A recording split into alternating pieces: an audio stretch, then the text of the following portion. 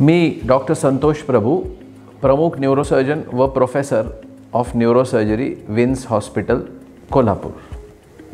आज आपल्याला मी मेंदूमध्ये निर्माण होणारे आर्टेरिओव्हेनस मॅलफॉर्मेशन्स किंवा AVM यांच्याबद्दल थोडक्यात माहिती देणार आहे. AVM म्हणजे काय? तर AVM म्हणजे मेंदूमध्ये निर्माण झालेला रक्तवाहिन्यांचा एक गुंता, एक जाळं. जसा मांज्याचा आपल्या गुंता होऊन एक गाठ निर्माण होते, तशा स्वरूपाची रक्तवाहिन्यांची एक गाठ, गुंता निर्माण होऊन मेंदूमध्ये निर्माण होते. हा गुंता हा बहुतांशी वेळेला जन्मताच असतो, पण जसं जसं वय वाढतं तसं त्याचा आकार वाढू लागतो आणि नंतर सहसा तरुणपणी हा गुंता लक्षणं निर्माण करतो आणि पेशंटला त्रास देऊ लागतो. आता हा गुंता कसा निर्माण होतो? तर सामान्यपणे आपल्या हृदयातून शुद्ध रक्त धमन्या शरीरांच्या अवयवाला घेऊन येत असतात, तशाच त्या मेंदूलाही घेऊन येतात. तिथे आल्यावर त्यांचे छोटे छोटे विभाजन होऊन फाटे होतात आणि बारीक बारीक रक्तवाहिन्या पेशींच्या लेवलला रक्ताचा पुरवठा करतात. त्या पेशी त्या रक्तामधला ऑक्सिजन वापरतात आणि रक्ताचा रंग बदलून लाल रंग असलेलं रक्त आता निळं होऊ लागतं आणि नंतर हे सगळं अशुद्ध रक्त नीलांच्यामधनं परत हृदयाला येऊन फुफ्फुसाला जाऊन तिथे परत त्याच्यामध्ये ऑक्सिजनची मात्रा निर्माण केली जाते आणि परत हृदयाकडून ते मेंदूला येतं. असं हे चक्र सुरू असतं. पण हे जे धमन्यांच्यापासून नीलाला जाणारी क्रिया जी सामान्यपणे संथपणे होते, ह्या क्रियेमध्ये एक अडथळा हा गुंता निर्माण करतो आणि ह्याच्यामधल्या रक्तवाहिन्या या ॲबनॉर्मल असल्यामुळे त्याच्यात रक्त असं वेगाने फिरतं आणि बाहेर त्याचा वापर करण्यासाठी तिथे फारशा पेशी नसल्यामुळे शिरणारं रक्तही लाल रंगाचं असतं आणि तिथून जे नीलांच्यामध्ये रक्त बाहेर पडतं ते देखील लाल रंगाचं रक्त बाहेर येतं. ह्याला आर्टेरियलाइज्ड व्हेन असं म्हटलं जातं. आता या आर्टेरिओव्हेनस मॅलफॉर्मेशनची लक्षणं काय असतात? तर फार मोठी अशी लक्षणं नसतात. कधी कधी थोडंसं डोकं दुखत असतं, फिट्स येणे, पहिल्यांदा फिट्स येणे हे देखील या आजाराचं एक लक्षण होऊ शकतं.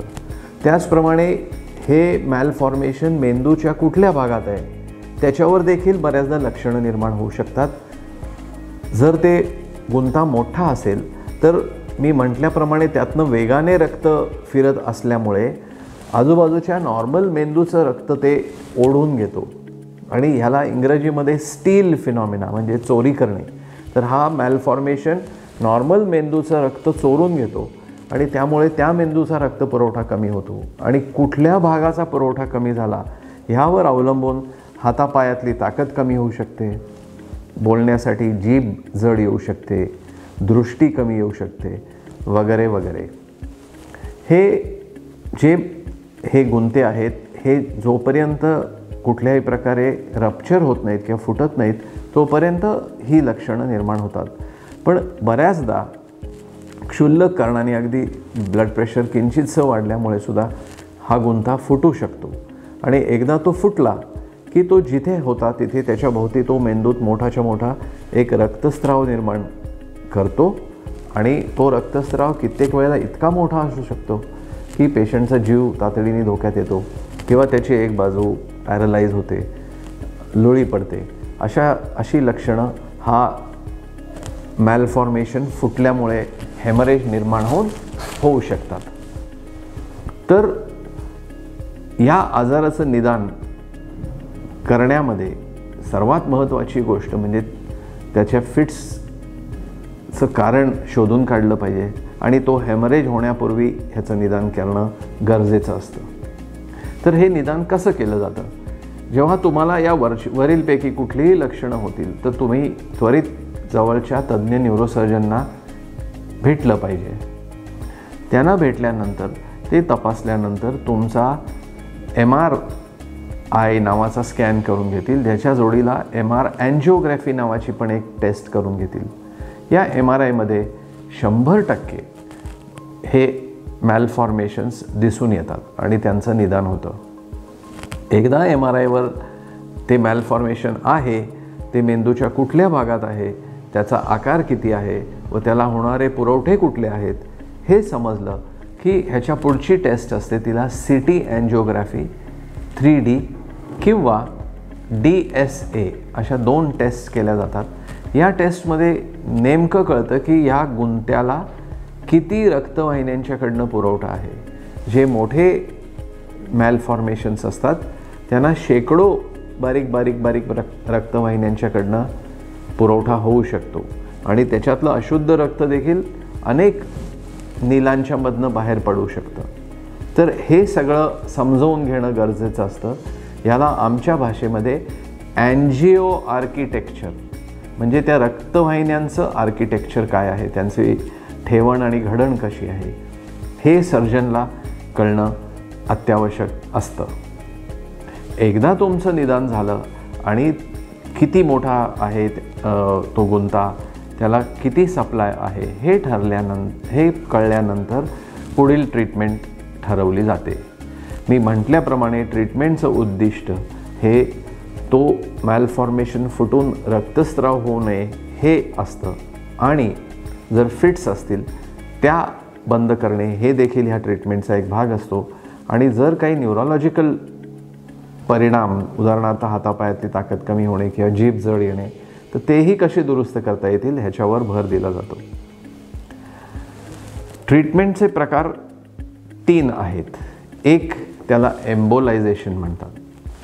एम्बोलायझेशन म्हणजे जांघेतून एक पाईप कॅथेटर हा त्या रक्तवाहिनीच्या जाळ्यापर्यंत घेऊन गेला जातो आणि तिथे गेल्यानंतर त्याला जे सप्लाय करणारे फीडिंग आर्टरीज आहेत ह्याच्यामध्ये एक प्रकारचा ग्लू किंवा डिंक किंवा बारीक कॉइल्स भरून ते बंद केले जातात. हे अगदी साध्या मराठीत सांगायचं तर एखाद्या पाईपमध्ये बोळा घालून त्याच्यातले पुढचे पाण्याचा प्रवाह कट करण्यासारखा हा प्रकार असतो. तर जागी जाऊन ते छोट्या सप्लाय करणाऱ्या फीडर्स या त्याच्यामध्ये ग्लू, विशिष्ट प्रकारचा ग्लू भरून ते बंद केले जातात. हे केल्याने त्या मॅलफॉर्मेशनचा रक्तपुरवठा कमी होतो.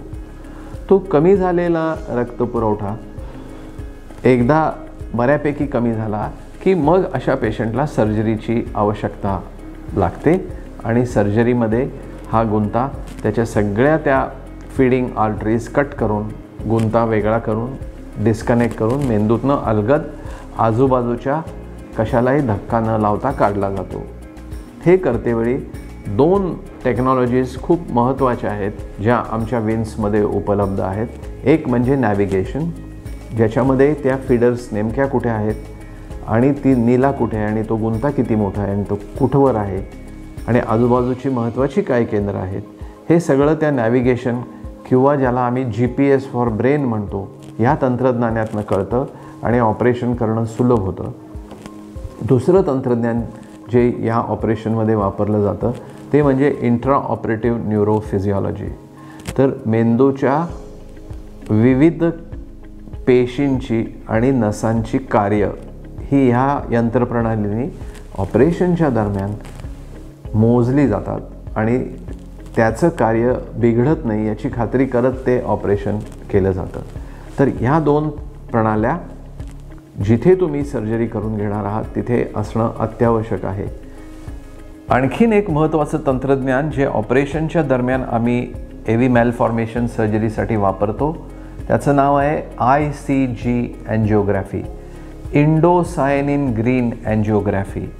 ह्याच्यामध्ये एक डाय, इंडोसायनिन नावाचा डाय ऑपरेशनमध्ये इंजेक्ट केला जातो आणि अतिशय सॉफिस्टिकेटेड मायक्रोस्कोप्स वापरून ऑपरेशनच्या दरम्यान त्या मॅलफॉर्मेशनला सप्लाय करणारे फीडर्स आणि बाहेर निघणाऱ्या नीला आणि त्याचा जो गुंता आहे हे सर्व ऑपरेशनच्या दरम्यान पाहता येतं. तर याला ICG अँजिओग्राफी म्हणतात. हे देखील अत्यंत महत्त्वाचं तंत्रज्ञान आहे. त्याचप्रमाणे त्या सर्जनना ह्या AV मॅलफॉर्मेशन्सचा ऑपरेशन करण्याचा अनुभव असणं गरजेचं आहे आणि त्याच हॉस्पिटलमध्ये ती एम्बोलायझेशनची सोय असणंही गरजेचं आहे. सुदैवाने विन्समध्ये ह्या सर्व सोयी उपलब्ध आहेत. आणि शेवटचा उपाय, जो खूप छोटा समजा तुम्हाला मॅलफॉर्मेशन 1 सेंटीमीटर 1.5 सेंटीमीटर ह्याच्यापेक्षा लहान आकाराचं जर मॅलफॉर्मेशन असेल तर त्याला एक गॅमा नाईफ सर्जरी किंवा रेडिओ सर्जरी नावाचा प्रकार करून बाहेरून त्याला रेडिएशनची किरणं, जशी आपण सूर्याच्या किरणांना भिंगातनं फोकस करतो तशा प्रकारे ही रेडिएशनची किरणं त्या मॅलफॉर्मेशनवर फोकस करून केवळ त्या मॅलफॉर्मेशनला अतिशय तीव्र डोस रेडिएशनचा दिला जातो, आजूबाजूच्या मेंदूला काहीही डोस न देता. आणि मग ते मॅलफॉर्मेशन हळूहळू तिथे आहे तिथे वाळून जाऊ शकतं.